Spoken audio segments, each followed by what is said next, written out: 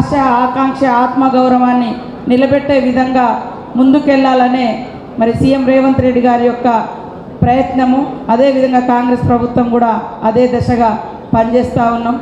ఇంతకుముందు మరి అన్నలందరూ కూడా చెప్పడం జరిగింది, పార్లమెంట్లో ఎంత పెద్ద ప్రక్రియ జరిగిందో ఇంత డీటెయిల్గా నేను కూడా ఎప్పుడు వినలేదు.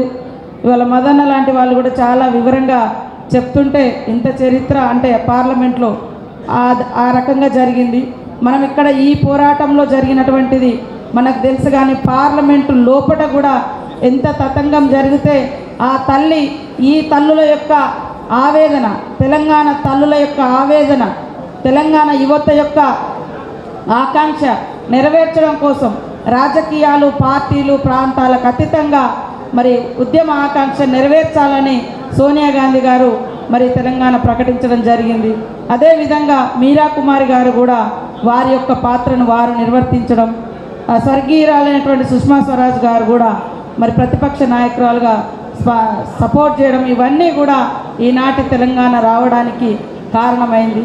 ఏది ఏమైనా ఏ లక్ష్యాలతోటైతే తెలంగాణ రావాలని కోరుకున్నామో ఆ లక్ష్యాల దిశగా మనమందరం కలిసికట్టుగా పనిచేసి 10 ఏళ్ల తర్వాత అయినా కూడా ఖచ్చితంగా ఉద్యమకారుల ఆశలు, ఆకాంక్షలు, మరి అదేవిధంగా అభివృద్ధి, ఉద్యమ లక్ష్యాలను నెరవేర్చే విధంగా చేసే విధంగా ముందుకెళ్తామని తెలియజేస్తూ ఇక్కడ ఇలాంటి కార్యక్రమం నిర్వహించడం చాలా అభినందనీయం.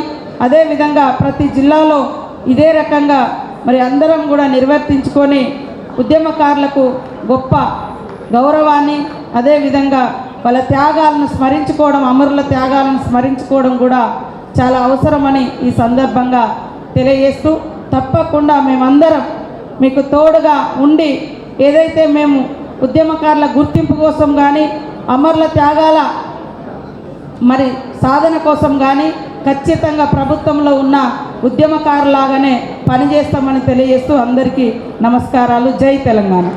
Thank you.